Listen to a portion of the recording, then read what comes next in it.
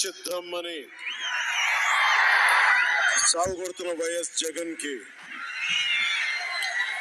2024 ఎన్నికలకి నీకు యుద్ధం ఇస్తాం. యువతరానికి ఏ సంపద విడిచిపెట్టాం? యుద్ధము, రక్తము, కన్నీరు తప్ప, గాయాలు, బాధలు, వేదనలు తప్ప, కలలు కలలు కలలు తప్ప, పురికితనం, మోసం తప్ప. 5 ఏళ్ల పాలనలో యువతని మోసం చేశాడు, రైతుల్ని మోసం చేశాడు, మహిళల్ని మోసం చేశాడు, గవర్నమెంట్ ఉద్యోగుల్ని మోసం చేశాడు, అంగన్వాడీ కార్యకర్తలను మోసం చేశాడు. అందరినీ మోసం చేసిన వ్యక్తి. ఈ వ్యక్తికి సమాధానం చెప్పాల్సిన సమయం.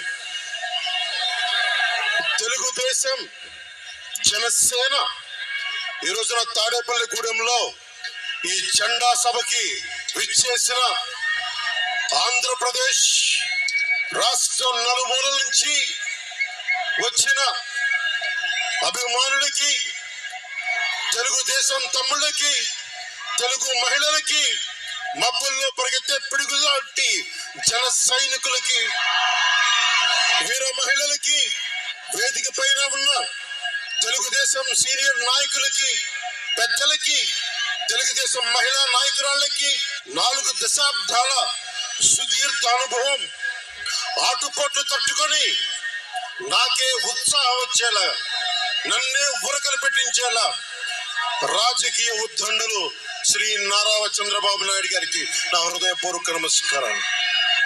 సోదరులు ఒక సునామీ బాలయ్య గారికి నా హృదయపూర్వక నమస్కారాలు. వేదిక పైన ఉన్న జనసేన నాయకులకి, ప్రతి ఒక్కరికి నా హృదయపూర్వక నమస్కారాలు.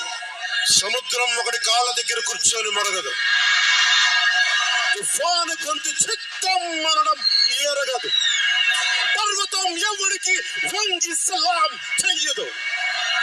గొంతెత్తితే ఒక దేశపు జెండాకున్నంత పొగరుంది.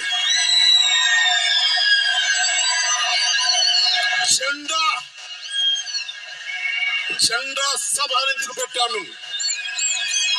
మీరు మోసే తెలుగుదేశం జెండా కానీ, జనసేన జెండా కానీ మన పోరాటానికి స్ఫూర్తి, మన విజయానికి స్ఫూర్తి.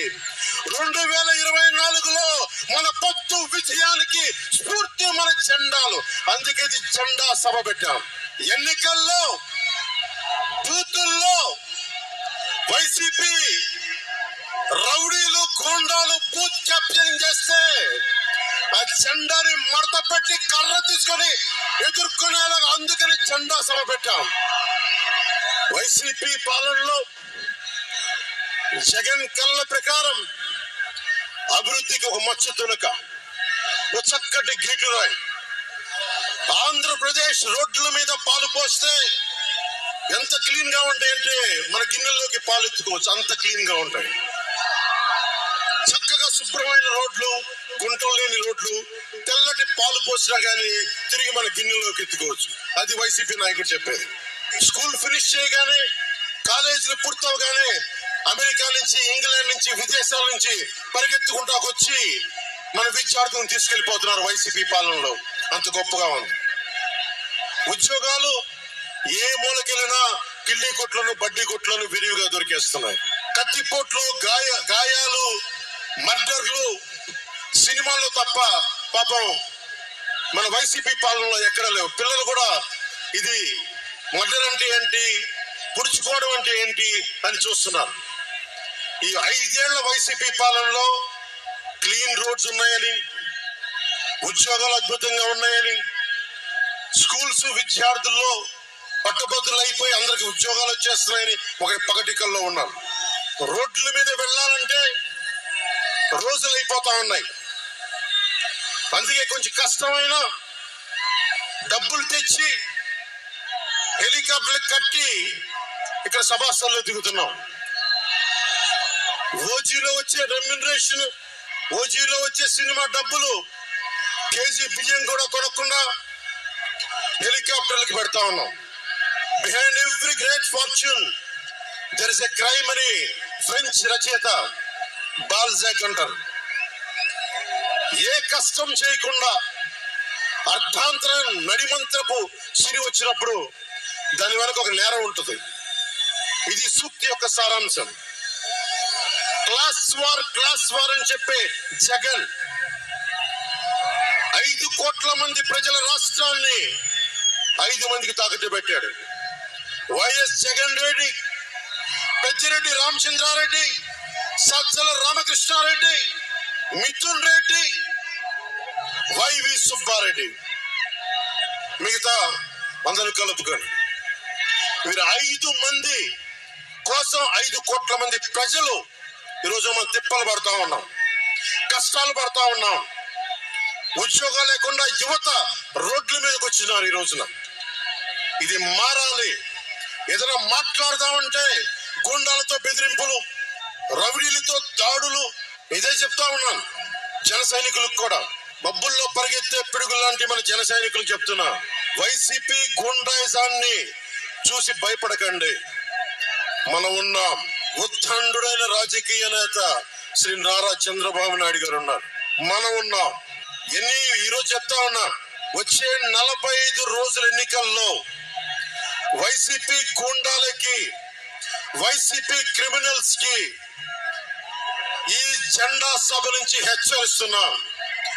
మీరు మా సభల మీద కానీ, మా నాయకుల మీద కానీ, తెలుగు తమ్ముళ్ళ మీద కానీ, జనసేన సైనికుల మీద కానీ, వీర మహిళల మీద కానీ, తెలుగు మహిళల మీద కానీ, సామాన్య ప్రజల మీద కానీ వైసీపీ గుండాలు దాడి చేస్తే, భయపడితే, బెదిరిస్తే నేను ఈ రోజున మీకు మాటిస్తున్నాను, వైసీపీ గుండాలకి మక్కిలి రగ్గొట్టి మడత మంచంలో పడతాం. మర్చిపోకండి. 5 మంది ఏ ఊళ్ళైనా సరే, ఉత్తరాంధ్రకి వెళ్ళు, పశ్చిమ గోదావరికి వెళ్ళు, తూర్పు గోదావరికి వెళ్ళు, రాయలసీమలోని అనంతపురం, కర్నూలు, ఏ జిల్లాకైనా వెళ్ళు, ఈ 5 మంది పంచాయతీలు చేస్తా ఉన్నారు. ఈ 5 మంది. మిగతా వారికి ఎవరికి అక్కడ రాష్ట్ర వనరుల మీద కానీ, వేటి మీద కానీ ఆధిపత్యం లేదు, హక్కు లేదు. ప్రతి దానికి ఎవరు ఎంత కావాలి, ఎంత ఇవ్వాలి అనేది వీళ్ళు చెప్తారు. ఈ 5 మంది చెప్తారు. ఇది క్లాస్ వార్. జగన్ మాట్లాడితే ఒక్కడు అమ్మా నేను ఒక్కనేనమ్మా, అమ్మా నేను ఒక్కనేనమ్మా అని సాగు కొడతా ఉంటాడు. అరే ఉన్న నా ఒక్క ఎమ్మెల్యేని తీసుకెళ్లిపోయి నువ్వు ఒక్కడివా? నువ్వు democracy needs eternal vigilance centre. ప్రజాస్వామ్యాన్ని కాపాడుకోవడానికి నిరంతర పహారా ఉండాలి. 2014 పార్టీ పెట్టినప్పటి నుంచి ఈ రోజు దాకా నేను చేస్తుంది ప్రజాస్వామ్యాన్ని కాపాడే ప్రయత్నాలే. అందుకని నేను తీసుకునే కొన్ని నిర్ణయాలు పార్టీ పరంగా ఉండవు, వ్యక్తి పరంగా ఉండవు, రాష్ట్ర ప్రయోజనాలకు ఉంటాయి, దేశ ప్రయోజనాలకు ఉంటాయి. అంతేగాని ఏ రోజున కూడా వ్యక్తి ప్రయోజనాలను ఆశించి నేను ఎప్పుడు రాజకీయం చేయాల. ప్రజాస్వామ్యాన్ని కాపాడటానికి రాజకీయం చేశాం. ప్రజాస్వామ్యాన్ని కాపాడటానికి పొత్తులు పెట్టుకున్నాం. డెమోక్రసీలో ఎప్పుడు కూడా ఒక డిసెంట్ ఉంటది, ఒక వ్యతిరేకత ఉంటది. శ్రీరామ రామ రామేతి శ్రీరామ రామ రామేతి రమే రామే మనోరమే రమే రామే మనోరమే సహస్రనామ తత్తుల్యం సహస్రనామ తత్తుల్యం రామ నామ వరాననే రామ నామ వరాననే శ్రీరామ రామ రామేతి శ్రీరామ రామ రామేతి. కన్ఫ్రాంటేషన్, సహకారం, సంఘర్షణ 2 పక్కన ఉంటాయి.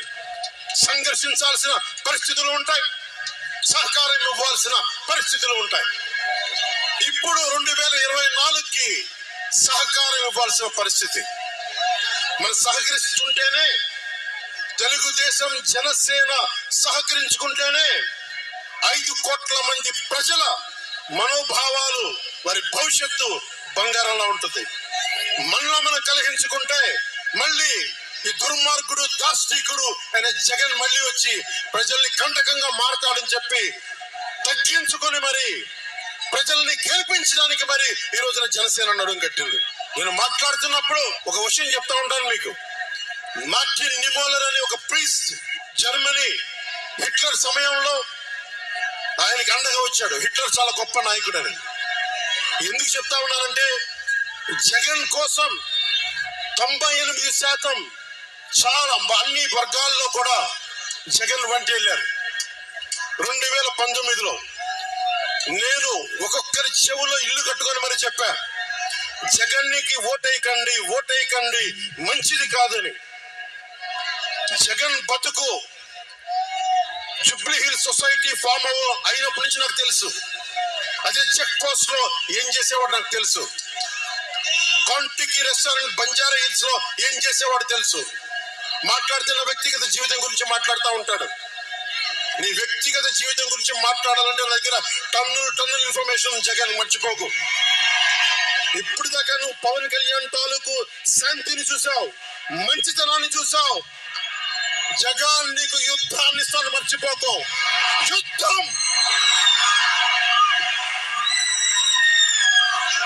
మార్టిన్ నిమోలర్ ఒకటే చెప్పాడు, హిట్లర్ ని సపోర్ట్ చేసే వ్యక్తి ఒక్కళ్ళ కోసం కాదు. సోషలిస్టులు వచ్చినప్పుడు నేను సోషలిస్ట్ కాదని చెప్పి, హిట్లర్ ఎస్ఎస్ సైన్యం సోషలిస్టుల కోసం వస్తే నేను సోషలిస్ట్ ని కాదని చెప్పి వెనక్కి వెళ్ళిపోయాడు. సహకరించలేదు, ముందుకు రాలో రక్షించడానికి. కమ్యూనిస్టుల కోసం వస్తే నేను కమ్యూనిస్ట్ కాదని చెప్పి కామ్గా ఉండిపోయాడు. యూదుల కోసం వస్తే నేను యూదుని కాదని చెప్పి కామ్గా ఉండిపోయాడు. కార్మిక నాయకుల కోసం వస్తే నేను కార్మిక నాయకుడు కాదని చెప్పి కామ్గా ఉండిపోయాడు. తన కోసం వచ్చినప్పుడు ఎవ్వరూ లేరు. ఈ రోజున ఒక 4 దశాబ్దాల సుదీర్ఘంగా ఉన్న ఒక ఎక్స్పీరియన్స్డ్ రాజకీయ ఉద్దండుణ్ణి 53 రోజులు జైల్లో పెడితే నాకు బాధేస్తుంది, నిజంగా బాధేస్తుంది. ఆయన సతీమణిని అనకూడని మాటలు అంటా ఉంటే నాకు బాధ కలిగింది. ఒక సుగాలి ప్రీతి తల్లి 2019లో ఎన్నికల్లో నేను 2 చోట్ల ఓడిపోయిన తర్వాత కర్నూలు జిల్లా నుంచి ఒక ఎస్టీ మహిళ నా దగ్గరకు వచ్చి 14 ఏళ్ళ నా సుగాలి ప్రీతి, నా బిడ్డ స్కూల్కి వెళ్ళి చనిపోయింది అంటే నాకు ఓడిపోయి 2 చోట్ల ఓడిపోయిన నాకు నిస్సహాయత వచ్చింది. ఇట్లా ఏ మూలకెళ్ళినా ఒక కౌలు రైతులు కానీ, గిట్టుబాటు ధర లేని రైతులు కానీ, ప్రతి ఒక్కరూ వారి కష్టాలను చూసి చలించిపోయారు. చంద్రబాబు గారి దగ్గర నుంచి సుగాలి ప్రీతి దాకా, కౌలు రైతుల దగ్గర నుంచి పరిశ్రమల్ని వద్దనుకొని వెళ్ళిపోయిన పారిశ్రామికవేత్తల దాకా, ఎస్సీ ఎస్టీలు మైనారిటీలు అందరినీ మోసం చేసిన వ్యక్తి. నేను ఒకటే అనుకున్నా, నేను వీళ్ళ కోసం నిలబడకపోతే రేపు నాకు కష్టం వచ్చిన నా కోసం ఎవరు నిలబడరు. రేపొద్దున మన మిగతా పార్టీలకు నిలబడపోతే రేపొద్దున మన జన సైనికులకు కష్టాలు వస్తే ఎవరు రారు. అందుకని నేను అలయన్స్ పెట్టాను, నేను ప్రతిపాదించాను. అలాగే గోబెల్స్ ప్రచారాలు అంటూ ఉంటారు. గోబెల్స్ ప్రచారాలు ఒకటే గుర్తుపెట్టుకోండి, జోసెఫ్ గోబెల్స్ ప్రచారాలు చేసి చివరికి అతని బతుకు తెలియదు.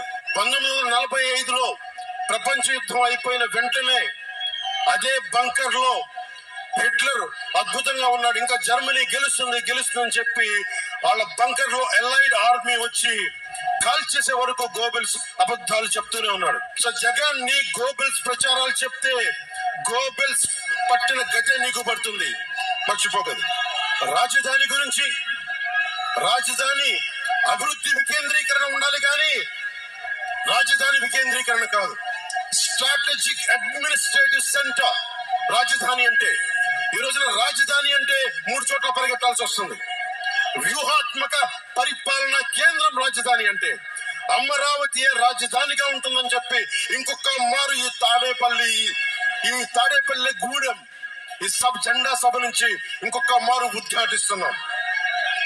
3 రాజధానులు లాంటి ఐడియాలు, ఈ 3 ముక్కల ఆలోచనలు, ఈ 3 ముక్కల ముఖ్యమంత్రి. ప్రధానమంత్రి గారు చెప్పారు 2014లో జగన్ కి అధికారం వస్తే, ఆ రోజున 2014లో చంద్రబాబు గారు ఉన్నారు, మోదీ గారు ఉన్నారు, నేనున్నా, మిగతా అందరూ ఉంటే మోదీ గారు ఒకటే మాట ఉన్నారు, ఈ అలయన్స్ ని కాకుండా జగన్ ని తీసుకొస్తే స్కామ్ ఆంధ్ర అవుతుంది అనేది. 2019 నుంచి 24కి ఇది దోపిడీకి గురైన ఆంధ్ర అయింది. ఈ రోజు ఉద్యోగాలు లేవు, జీతాలు సంపాదించలేరు, ఎక్కడికి వెళ్ళాలో తెలియదు. ప్రజల సొమ్ము ప్రజలకు పంచి తనకు దానకన్నుల్లో మాట్లాడుతున్నాడు జగన్. అరే మీ తాత సంపాదించిన ముళ్ళ ఇది నువ్వు ఇవ్వడానికి? మీ తాత సంపాదించిన ముళ్ళ ఇది? ప్రజలు కష్టపడి కట్టిన ట్యాక్స్ నుంచి వచ్చిన డబ్బు, వాళ్ళ డబ్బు వాళ్ళకి ఇవ్వడం వాళ్ళ హక్కు. అది నీకు నువ్వు దాని ఇచ్చే దానం కాదు. ఇది మర్చిపోలేదు. ప్రభుత్వ ఉద్యోగులను మోసం చేశాడు, సిపిఎఫ్ అని చెప్పి ఉద్యోగుల్ని మోసం చేశాడు, అంగన్వాడీ కార్యకర్తలను మోసం చేశాడు, దివ్యాంగులకి మోసం చేశాడు, కౌలు రైతులు గిట్టుబాటు ధర ఇవ్వకుండా రైతులకి ఇళ్ల పట్టాల్లో దోపిడీలు, ప్రజల వద్దకి పాలన అంటే భీమ్లా నాయక్ సినిమాలకి కలెక్టర్లు కూర్చోబెట్టి టికెట్లు అందించడం తప్ప ప్రజల వద్దకి పాలన ఇంకెక్కడ కనిపించలేదు. ఇక్కడున్న యువతను చూసి ఒకటే మాట్లాడుతున్నాం. నేనున్నది ఇక్కడ మీకు 10 కేజీల బియ్యం 5,000 రూపాయలు ఇవ్వడానికి కాదు, మీకు 25 సంవత్సరాల భవిష్యత్తు ఇవ్వడానికి, 25 సంవత్సరాల బంగారు భవిష్యత్తు ఇవ్వడానికి. 10,000 పథకం చేతిలో పెట్టి 10,000 రూపాయలు మీ చేతిలో పెట్టడమా, లేదంటే మీకు 1,00,000 రూపాయలు సంపాదించే మార్గం చూపించడమా అని మీరు నిర్ణయించుకోండి. నేనే మా అన్నయ్య నాకు యాక్టింగ్ ట్రైనింగ్ ఒక స్కూల్లో పంపించాను. నాకు డబ్బులు సంపాదించుకునే మార్గం చూపించాడు, పని చేసే మార్గం చూపించాడు. ఆ పని చేసే మార్గం చూపిస్తేనే మీకు భవిష్యత్తు ఉంటుంది. నాలాంటి వాడు ఆ పని చేసే మార్గం ఉండబట్టే కౌలు రైతులకి ఇన్ని కోట్ల రూపాయలు స్వచ్ఛందంగా ఇవ్వగలిగాం. అలాగే మీ చేతుల్లో కూడా డబ్బులు ఉండాలి, భవిష్యత్తు ఉండాలి, సంపాదించుకునే మార్గాలు ఉండాలి. నేను ఎందుకు చంద్రబాబు నాయుడు గారితో పొత్తు పెట్టుకున్నా తెలుగుదేశంతో అంటే, ఆయన ఒక నగరాన్ని నిర్మించిన వ్యక్తి, ఉపాధి కల్పించిన వ్యక్తి,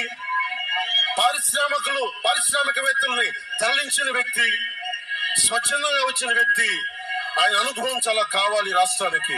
అందుకని పొత్తు పెట్టుకున్నాం. కులాల గణాంకాలు తీస్తారు, ఏ కులంలో ఎంతమంది ఉన్నారు, ఎవరికి ఓటేస్తారని గణాంకాలు తీస్తారు. కానీ ఇక్కడ ఉన్న యువతలో ఎంత మందికి ఏ ప్రతిభ దాక్కుని ఉంది, ఎంత సమర్థత దాక్కుని ఉంది, వారి ఆస్పిరేషన్లు ఏంటి, వారి ఆశలు ఏంటి, వారి ఆశయాలు ఏంటి, ఏ ఒక్కరిని అడిగారా ఈ రోజు దాకా? జగన్ అనేవాడొచ్చి అడిగాడా ఈ రోజున? మీరు ఓట్లు వేయండి, 5,000 పడేస్తాం, మీరు ఓట్లు వేయండి, మీకు 500 రూపాయలు రోజు పెన్షన్, మీకు డబ్బులు పడేస్తాం అనేవాడే తప్ప మీకు ఏం కోరికలు?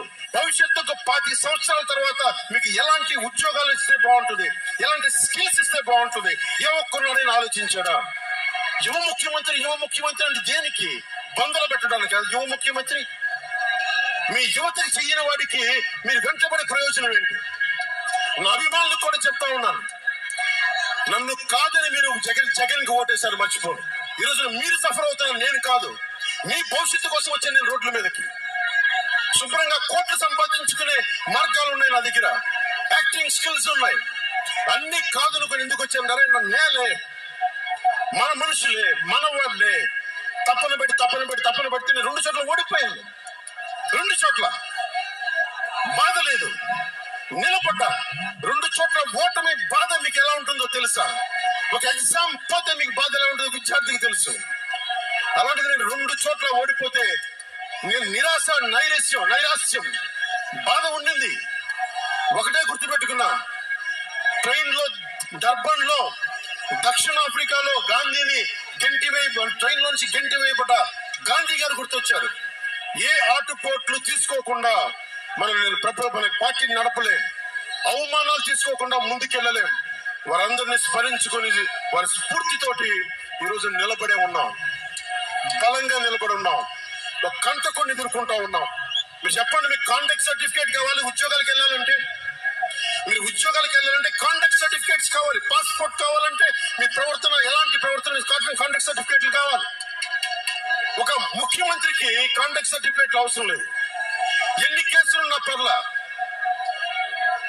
ఈ ఉండే గూండా ఎమ్మెల్యేలకి ఎన్ని దోపిడీలు చేసినా వాడికి కాంటాక్ట్ సర్టిఫికేట్ అవసరం లేదు. పోలీసు ఉద్యోగానికి వెళ్ళాలంటే కాంటాక్ట్ సర్టిఫికేట్లు, చిన్నపాటి ఉద్యోగం కావాలంటే కాంటాక్ట్ సర్టిఫికేట్లు. కానీ మనల్ని పాలించే ఈ వైఎస్ జగన్ కి, వీళ్ళ ఆనందులైన ఈ దాష్టికుల సమూహానికి కాంటాక్ట్ సర్టిఫికేట్ అవసరం లేదు.